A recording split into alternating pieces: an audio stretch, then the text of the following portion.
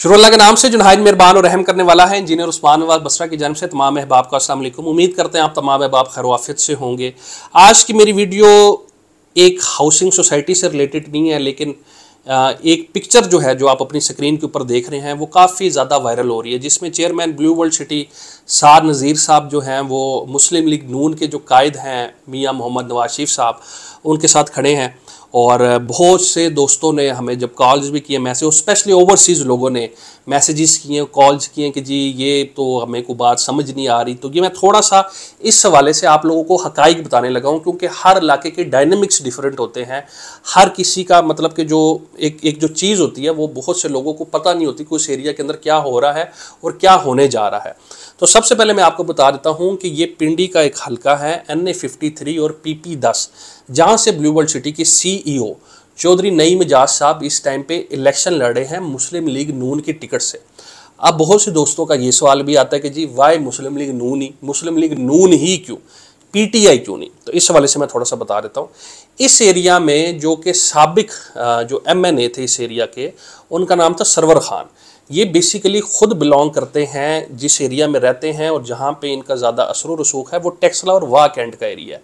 तो इस एरिया में वो अपने जो भी उनका मतलब टाइम फ्रेम था उसके अंदर वो काम नहीं कर सके, ठीक है, कि जो उनको करना चाहिए था। तो डेफिनेटली ये जो एरिया जो पिंडी का ये वाला एरिया जो बनता है, यहाँ पे बरादरी सिस्टम बहुत स्ट्रॉन्ग है। और माजी में भी जो साहब इधर से जीतते रहे हैं वो भी मुस्लिम लीग नून की ही थे, लेकिन लेटर ऑन उन्होंने ये था कि नून लीग से अपने रास्ते थोड़े से अलहदा कर लिए थे।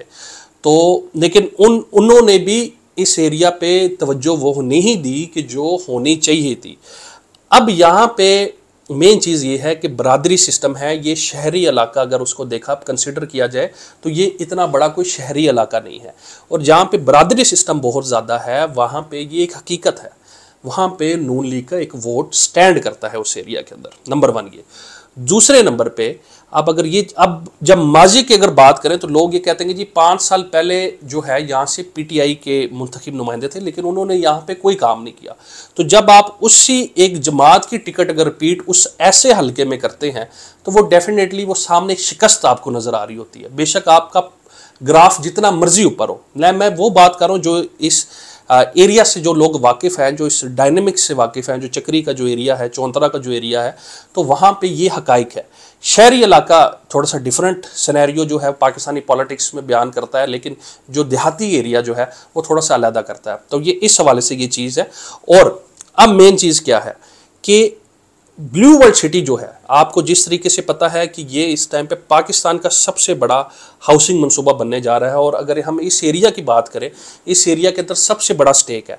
तो जिस बंदे का, जिस ग्रुप का, जिस फैमिली का जहाँ पे सबसे बड़ा स्टेक होगा तो वो डेफिनेटली उनका इंटरेस्ट होगा उस एरिया में, और जब उनका इंटरेस्ट होगा तो वो वहाँ पे काम कर सकेंगे, वो वहाँ पे सर्विसेज लेके आ सकेंगे।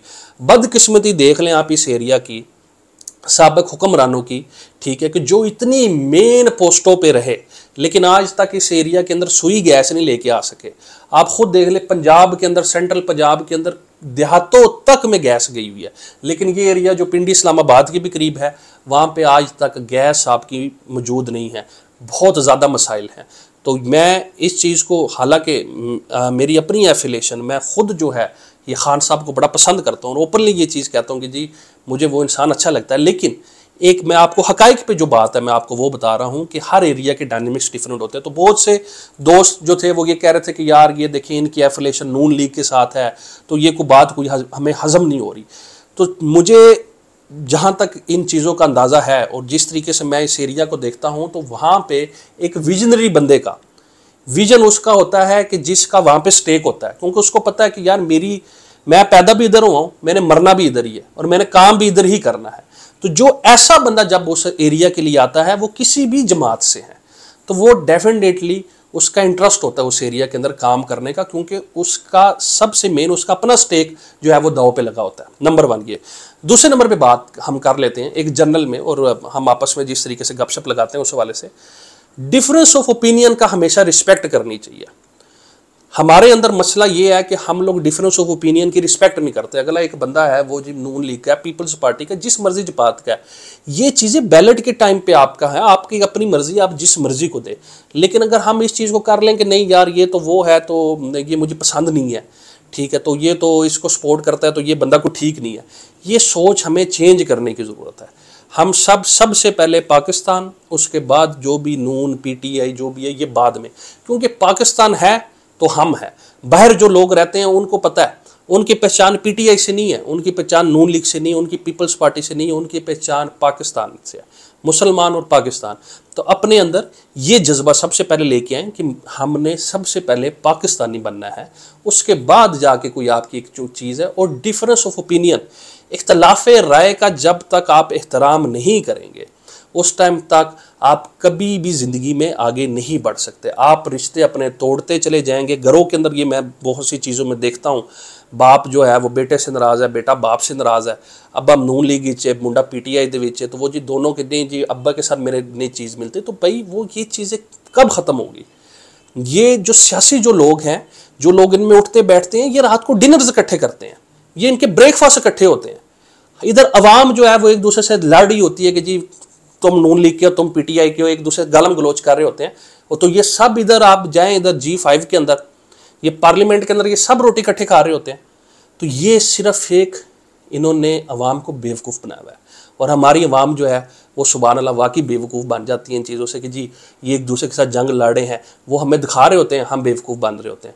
काम आपने अपना करना है, पैसे आपने अपने कमाने हैं, 20 बच्चे आपके अपने हैं। गवर्नमेंट का काम एक अच्छी पॉलिसी बनाना, वो जो भी बनाएगी जो पाकिस्तान के हक़ के लिए बेहतर है, हमारी दुआएं उसके साथ है, ठीक है। तो ये थी जी आज की वीडियो, क्योंकि बहुत से दोस्तों का मैसेज आ रहा था तो मेरा फ़र्ज़ बनता था कि मैं थोड़ी सी हक़ाइक़ बता सकूँ। मुझे और मेरी टीम को दुआ में याद रखिएगा। आने वाले वक्त में फिर मुलाकात होगी, तब तक के लिए अल्लाह हाफ़िज़।